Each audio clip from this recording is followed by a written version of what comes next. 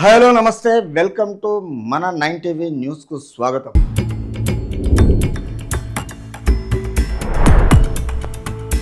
మరో దారిలేకే ముంచేసింది మున్నేర్ buffer zone. అక్రమాలతోనే ఈ విపత్కర పరిస్థితి. అంటే ఎక్కడ దారి లేకుండా టోటల్గా ఈ బడబాపులంతా సెలబ్రిటీసు, తర్వాత రాజకీయ నాయకులు, ఎమ్మెల్యేలు, ఎంపీలు వీళ్ళంతా ఏం చేశారంటే ప్రజలను ఆలోచన చేయకుండా ఫ్రీగా ఎక్కడ బఫర్ జోన్ ల్యాండ్లు ఉన్నాయో, ఎక్కడైతే ఎఫ్టీఎల్ ఉన్నాయో అక్కడ పోయి ఫామ్ హౌజులు కట్టుకొని ఈరోజు వాటర్ను చలామణి కాకుండా కుంటలో నేరుగా వాటర్ పోకుండా చేసి ఈరోజు ఎక్కడ మరో దారి లేకుండా చేసేసి ఈరోజు ఈ పరిస్థితి తీసుకొచ్చారు.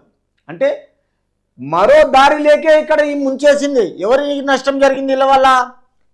కేవలం ప్రజలకు మాత్రమే నష్టం జరిగింది. వాళ్ళది ఏం పోతుంది? ఫామ్ హౌజులు బాగానే ఉంటాయి, కుటుంబ పరిపాలన బాగానే ఉంటాయి, వంశపారపర్యంగా వాళ్ళే ఉండాలి, ఎవరిని రానియొద్దు, ఏ యూత్ ఎడ్యుకేటెడ్స్ ఎవరు రావద్దు రాజకీయంలో.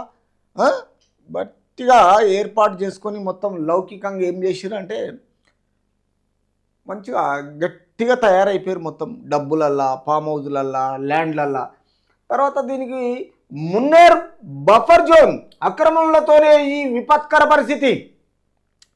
అదే ఈ బఫర్ జోను, ఈ ఎఫ్టెల్లా ఎక్కడైతే ప్లేస్ కరెక్ట్ వాటర్కు ఉంటే, ఏ ప్రాబ్లం లేకపోతే, ఏ అడ్డంకులు లేకపోతే, ఏ కట్టలు లేకపోతే, ఎవరికి లేకున్నా ఇది బ్రహ్మాండంగా ఉంటుండే. కానీ ఈరోజు ఏం జరిగింది?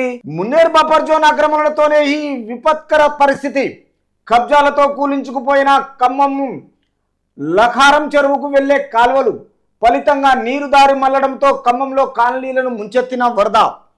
అంటే మున్నేరుకు ఒకవైపు ఖమ్మం నగరము, మరోవైపు ఖమ్మము రూరల్ మండల పరిధిలో గ్రామాలు ఉన్నాయి. రెండు వైపుల 9 కిలోమీటర్ల చొప్పున 18 కిలోమీటర్ల వరకు మున్నేరు ప్రవహిస్తుంది. ఈ ప్రాంతంలోని బఫర్ జోన్లో కొన్నేళ్లుగా అక్రమ కట్టడాలు వెలిచాయి. అడ్డగోలుగా అనుమతులు ఇవ్వడంతో సహజ సిద్ధంగా మున్నేరు ప్రవేశానికి అడ్డంకులు ఎదురయ్యాయి. ఎగువ నుంచి భారీ వరద రావడంతో మున్నేరు తన గమ్యం మార్చుకొని అక్రమ కట్టడాలను ముంచెత్తింది. అంటే ఇక్కడ హైదరాబాదే కాదు, అంటే తెలంగాణ రాష్ట్రం అంతగినా ఎక్కడ చూసినా ఈ అక్రమంగా కట్టడాలు మాత్రము జరిగినాయి.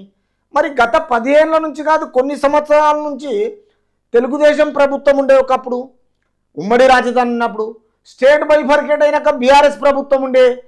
మరి ఎందు గురించి ఈ పర్మిషన్లు ఇచ్చిండ్రు? అంటే ప్రజలను ఈ విధంగా బాధలో చూద్దామన్నా, లేకపోతే ఎక్కడ నీళ్ళు లేకుండా ఇవి గమ్యం చేరుకోకుండా నీరు నిలిచి ఈరోజు ప్రజలను అన్యాకాంతం చేయడానికి చేసిండ్రా? ఎలాగ పర్మిషన్లు ఇచ్చిండ్రు? అంటే గత ప్రభుత్వము ఇక్కడ ఏంటంటే ఖమ్మంలో పువ్వాడ అజయ్ కుమార్ ఉండే, మరి అక్కడ ఏ విధంగా పర్మిషన్లు ఇవ్వడం జరిగింది? ఆయన ఒక మినిస్టర్ ఉండిగిన. అంటే ఖచ్చితంగా ఇలాంటి పనులు చేసిరు కాబట్టి ఈ మున్నేరు పరివాహక ప్రాంతంలో నివాసాలను మొత్తం ముంచొచ్చి వరదతో ఈరోజు చాలా అయోమయం అయిపోయింది.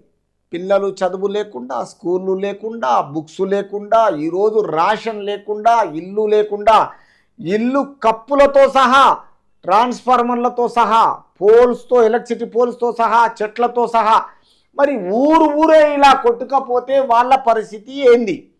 ఒక కుటుంబము, ఉమ్మడి కుటుంబము రాత్రి ఈ విధంగా ఇలాంటి ప్రాబ్లం వచ్చినప్పుడు వాళ్ళు ఎవరు భరించాలి?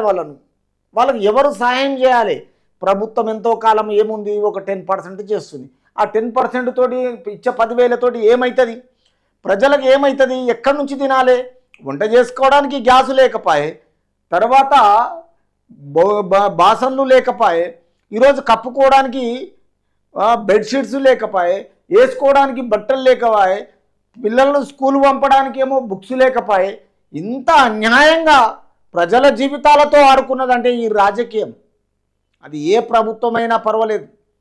ఈరోజు మొత్తము అక్రమంగా మొత్తము బఫర్ జోన్లకి వెళ్ళి ఎఫ్టీఎల్ కబ్జా చేసి ఈరోజు మీరు కట్టుకోవడానికి కారణమైనరు అనేది చాలా ఈజీగా కనపడుతుంది ఇక్కడ.